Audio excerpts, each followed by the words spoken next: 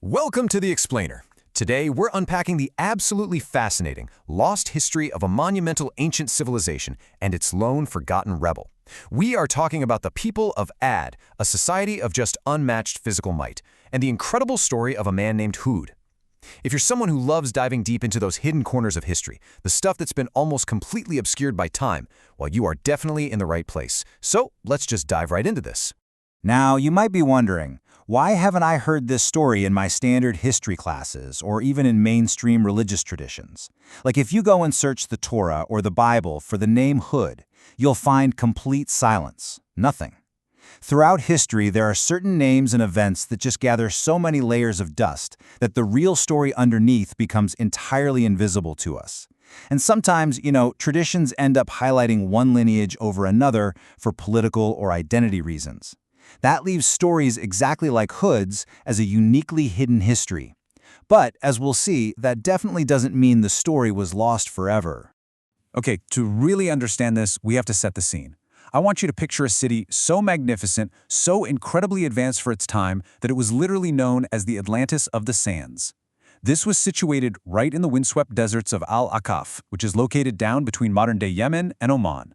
The people of Ad built this place, and they were, frankly, men unlike any others in history.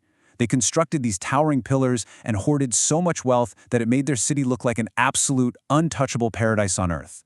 The architectural genius of the people of Ad was staggering. I mean, they were famous for these massive monuments. They built structures that were described at the time as tents without pillars. It was an architectural marvel so imposing, it was actually a lot like how the Prophet Ibrahim would later describe the sky itself to his son. And because of this incredible physical might and their absolute building prowess, the people of Ad genuinely believed they were untouchable. They thought their physical power made them invincible. But as is so often the case, that immense physical power came at a very dark cost. Their society essentially morphed into a highly oppressive system. All that architectural and physical power twisted into what's known as zulm, which translates to severe oppression and arrogance. They worshipped idols and became entirely consumed by this materialistic obsession with their economy and their politics.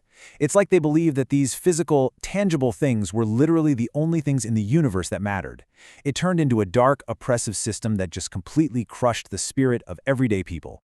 Right, so this sets up the ultimate David and Goliath-style confrontation. On one side, you have this Goliath-like civilization, the elites of Ad, with their massive physical power, their unyielding wealth, and those towering monuments.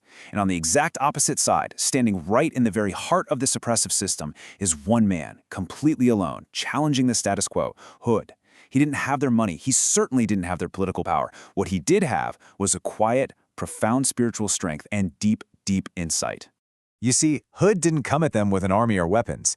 Instead, he brought the message of Tawhid, that's Islamic monotheism, the profound truth that there is no God except Allah. He started challenging their dark system with gentle words, basically acting as a caller to the truth, which is something we see a lot in the wider Islamic tradition of prophethood.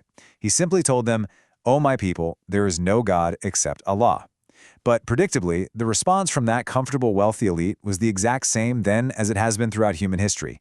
They became highly uncomfortable and deeply, deeply threatened.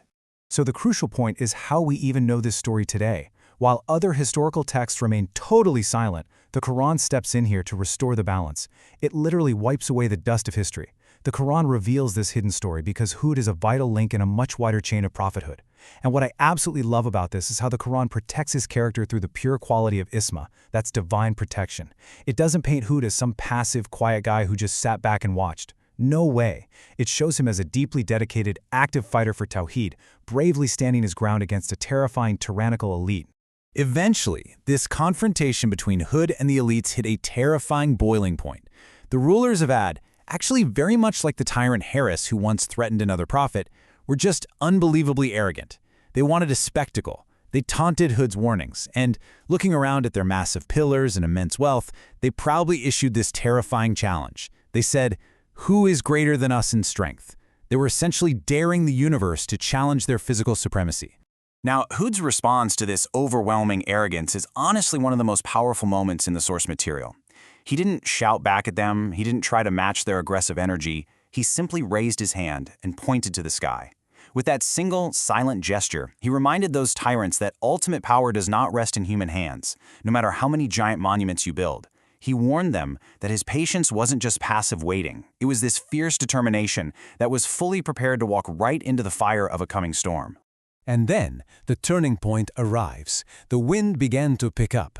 The arrogant elites of Ad looked up, saw clouds gathering on the horizon, and because they were so obsessed with their economy and agriculture, they actually rejoiced. They were completely convinced that these clouds were just bringing much-needed rain for their crops. They had absolutely no idea that they were literally staring at their own impending doom. It was a terrifying test, perfectly disguised as a blessing.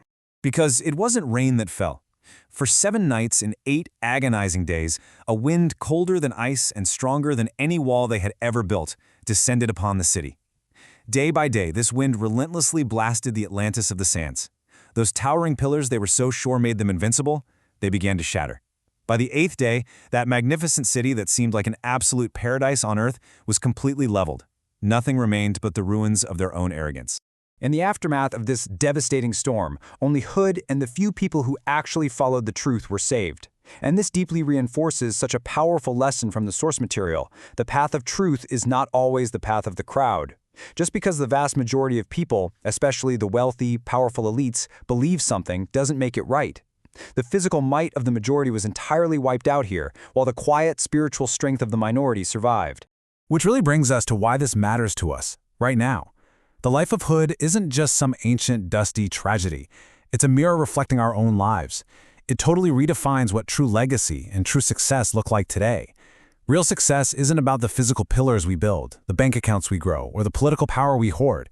True success is found in the pure quality of our sincerity. It's about whether we have the spiritual resilience to stand up for justice, especially when it is incredibly hard and incredibly unpopular to do so. So, I'm going to leave you with this final provocative thought. What will remain after we are gone? Will it just be empty monuments, or will it be a legacy of truth and sincerity like the Atlantis rebel Hud? Really think about that. If you found value in exploring this hidden history with us, please make sure to subscribe and drop a comment below letting us know which country you're watching from. When you engage with the explainer, you actually help these profound stories reach way more people, and we all get to share in that goodness. May Allah be pleased with all of you, and I'll see you in the next explainer.